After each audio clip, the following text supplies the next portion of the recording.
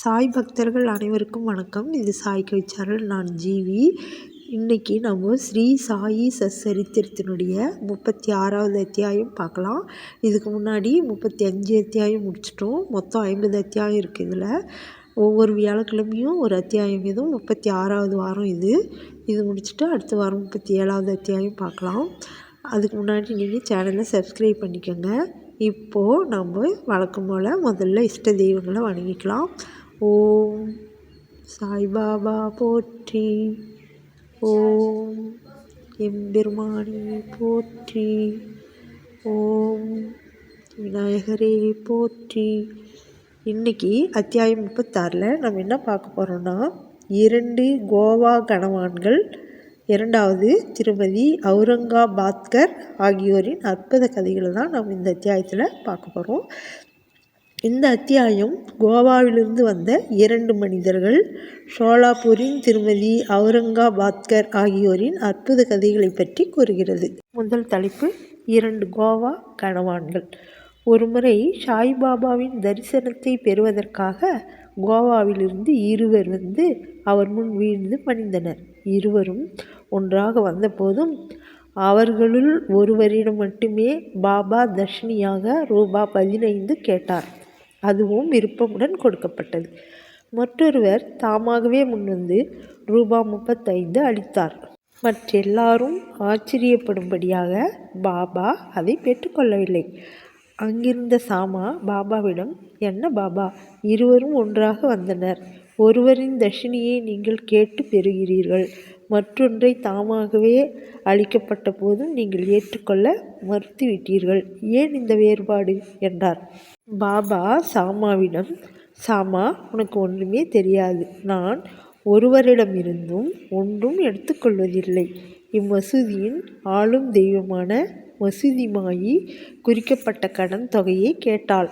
அதை அவள் அளித்து கடனிலிருந்து விடுபடுகிறார். கவனிக்கும்படியாக எனக்கு எவ்வித வீடோ சொத்தோ குடும்பமோ இருக்கிறதா?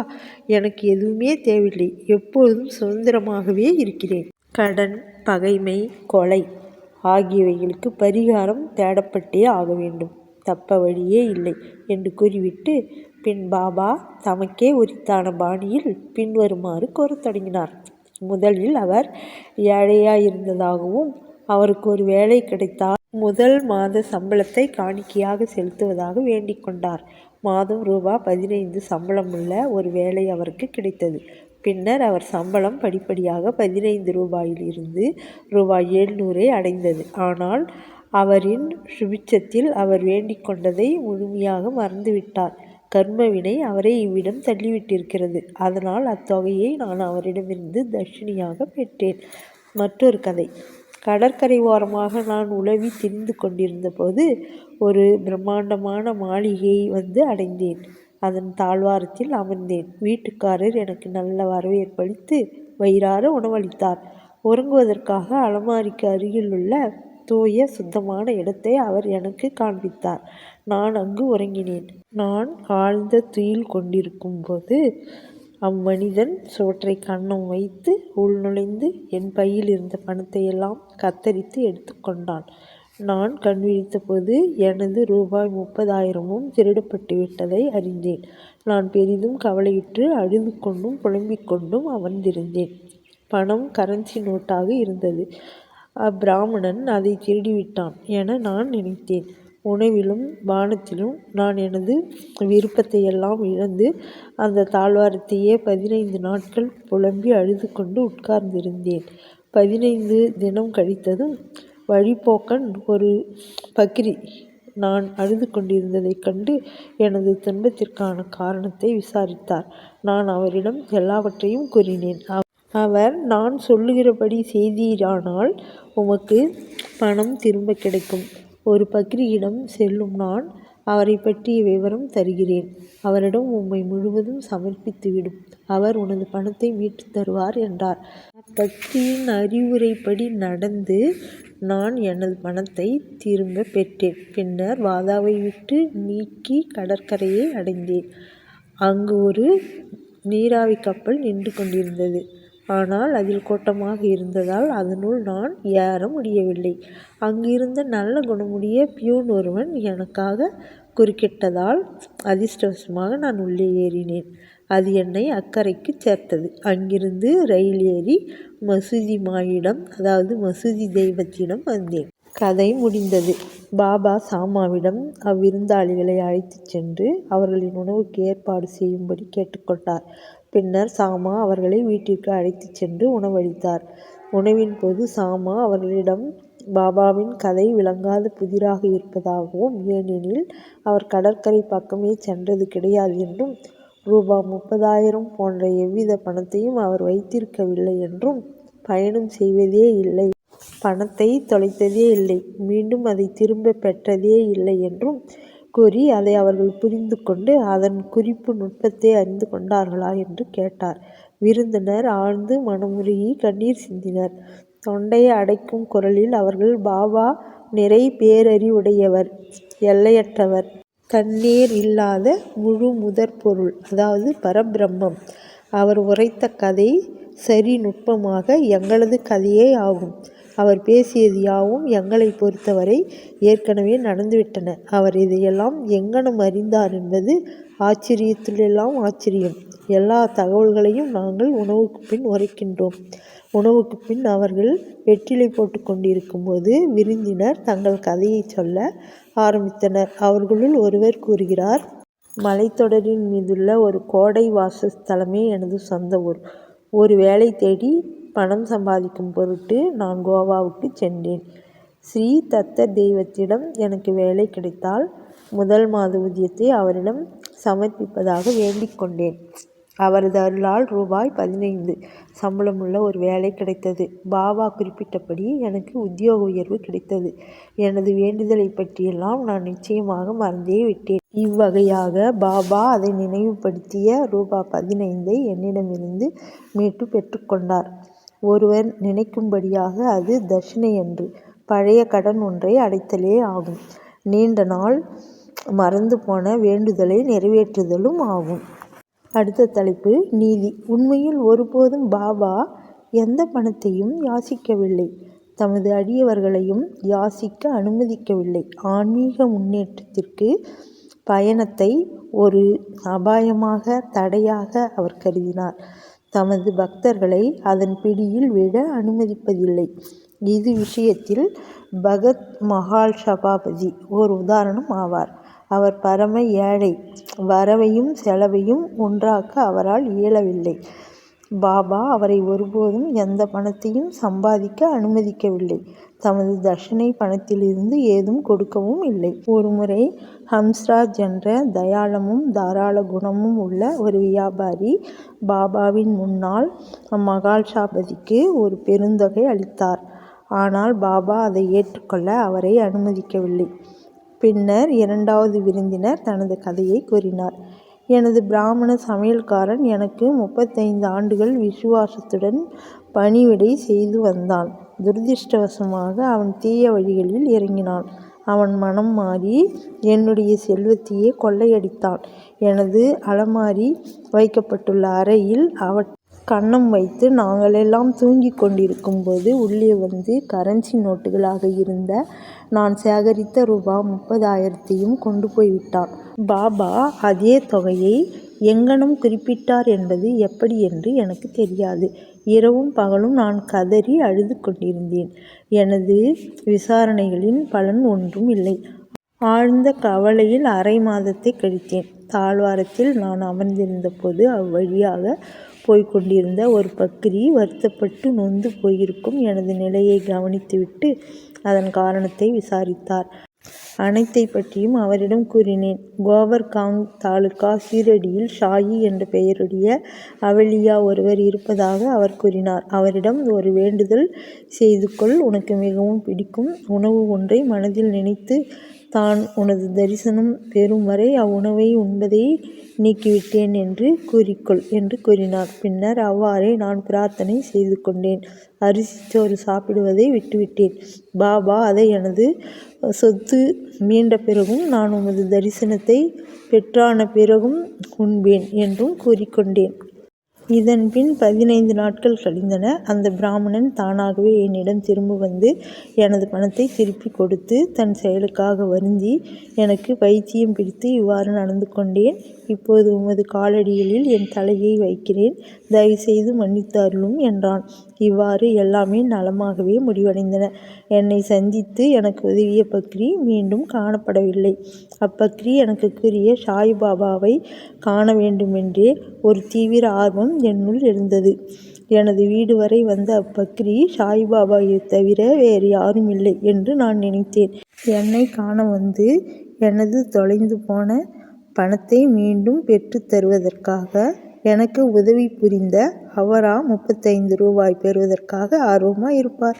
மாறாக எங்களிடம் எதையும் எதிர்பார்த்து எங்களை ஆன்மீக பாதையில் அழைத்துச் செல்வதில் அவர் தம்மாலான முயற்சியை எப்போதுமே செய்கிறார். திருத்தப்பட்ட எனது சொத்து மீண்டும் கிடைத்தவுடன் நான் பெருமகிழ்வுற்றேன். அந்த மயக்கத்தில் எனது வேண்டுதலையெல்லாம் மறந்துவிட்டேன். பின்னர் நான் கொலாபாவில் இருந்தபோது ஒரு நாள் இரவு நான் எனது கனவில் சாய்பாபாவை கண்டேன்.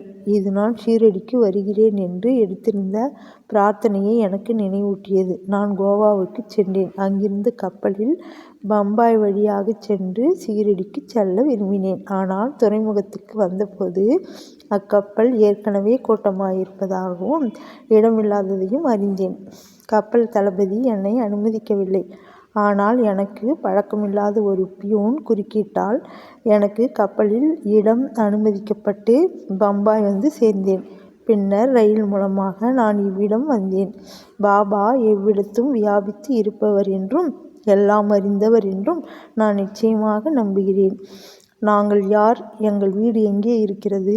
பாபா எங்களது பணத்தை மீட்டுக் கொடுத்து தாமே எங்களை அவரிடம் ஈர்த்து இழுக்கத்தான். எங்களது நல்ல அதிர்ஷ்டம்தான் எவ்வளவு பெரியது! ஷீரடியைச் சேர்ந்த மக்களாகிய நீங்கள் நிச்சயமாக எங்களைக் காட்டிலும் எல்லையற்ற அளவு மேலானவர்களாகவும் மிகுந்த அதிர்ஷ்டம் வாய்ந்தவர்களாகவும் இருக்கிறீர்கள். பாபா விளையாடி சிரித்து உரையாடி இவ்வளவு ஆண்டுகள் வாழ்ந்து கொண்டிருப்பதும் உங்களுடனேயே அல்லவா? உங்களுடைய பூர்வ புண்ணிய பலன் அளவிடற்கரியதாக இருக்க வேண்டும். ஏனெனில் அதுவே பாபாவை ஷீரடிக்கு இழுத்து விட்டிருக்கிறது. ஷாயியே எங்களது தத்தர். அவரே வேண்டுதலுக்கு கட்டளையிட்டார். கப்பலில் ஓர் இடமும் அளித்து என்னை இவ்விடம் சேர்ப்பித்தார். இவ்விதமாக அவரது எங்கும் நிறை பேரறிவிற்கும் எல்லாம் வல்ல பேராற்றலுக்கும் நிரூபணத்தையும் அளித்தார். அடுத்த தலைப்பு திருமதி அவுரங்காபாத்கர். ஷோலாப்பூரைச் சேர்ந்த ஷகாராம் அவுரங்காபாத்கர் என்பாரின் மனைவிக்கு 27 ஆண்டு காலமாக குழந்தையே இல்லை. கணக்கற்ற பிரார்த்தனைகளை அவள் கடவுளர்களிடமும் அம்மன்களிடமும் செய்து கொண்டாள். ஆனால் வெற்றி பெறவில்லை. பின்னர் அவள் பெருமளவு நம்பிக்கை இழந்தவளாக ஆனார். இவ்விஷயத்தில் இறுதியான முயற்சியாக தனது சகோதரியின் புதல்வனான விஸ்வநாத்துடன் ஷீரடிக்கு வந்து பாபாவுக்கு சேவை செய்து கொண்டு 2 மாதங்கள் தங்கியிருந்தாள். மசூதிக்கு அவள் சென்ற போதெல்லாம் கூட்டத்தால் மசூதி நிரம்பிட இருப்பதையும் பாபா பக்தர்களால் சூழப்பட்டிருப்பதையும் கண்டாள். அவள் அவரை தனியாக கண்டு அவரை வீழ்ந்து வணங்கி தனது இதயத்தை திறந்து பிள்ளை வரம் வேண்ட விரும்பினாள். ஆனால் உரிய சந்தர்ப்பம் கிடைக்கவே இல்லை. முடிவாக அவள் பாபாவிடம் அவர் தனியாக இருக்கும்போது தனக்காக பேசும்படி ஷாமாவிடம் கேட்டுக்கொண்டாள். ஷாமா அவளிடம் பாபாவின் தர்பார் வெளிப்படையானது என்றும் எனினும் அவளுக்காக தான் முயற்சிப்பதாகவும் கடவுள் அவரை ஆசீர்வதிக்க வேண்டும் என்றும் கூறினார். தேங்காயுடனும் ஊதுபத்தியுடனும் முன்னிருக்கும் திறந்த வெளியில் பாபாவின் உணவு நேரத்தில் தயாராக இருக்கும்படியும் அவர் அவளுக்கு ஜாடை காண்பித்ததும் அவள் வரவேண்டும் என்றும் கூறினார். ஒரு நாள் உணவுக்கு பின் பாபாவின் ஈரக்கையை ஷாமா துண்டு கொண்டு துடைத்து விட்டு கொண்டிருந்தார். பாபா அப்போது அவர் கன்னத்தை கிள்ளிவிட்டார். ஷாமா பொய்க்கோபத்துடன், தேவா, இந்த மாதிரி என்னை கிள்ளுவது சரியா? இந்த மாதிரி கிள்ளி குறும்பு செய்யும் கடவுள் எங்களுக்கு தேவையில்லை. நாங்கள் உங்களை சார்ந்து இருப்போர் அல்லவா. இதுதான் எங்களது நெருக்கமான உறவின் பலனா என்றார். இப்போது பாபா கூறினார், ஓ ஷாமா, கடந்த 72 தலைமுறைகளாக நீ என்னுடன் இருக்கிறாய். இதுவரை உன்னை நான் கிள்ளியதில்லை. இப்போது நான் உன்னை தொட்டதை குற்றமாக கொண்டு கோபித்துக் கொள்கிறாயே என்றார். அதற்கு சாமா, எங்களுக்கு எப்போதும் முத்தங்களையும் உண்பதற்கு இனிப்புகளையும் கொடுக்கும் ஒரு கடவுளையே நாங்கள் விரும்புகிறோம். தங்களிடமிருந்து எந்த மரியாதையையோ மோட்சத்தையோ புஷ்பக விமானம் முதலானவற்றையோ நாங்கள் வேண்டவில்லை.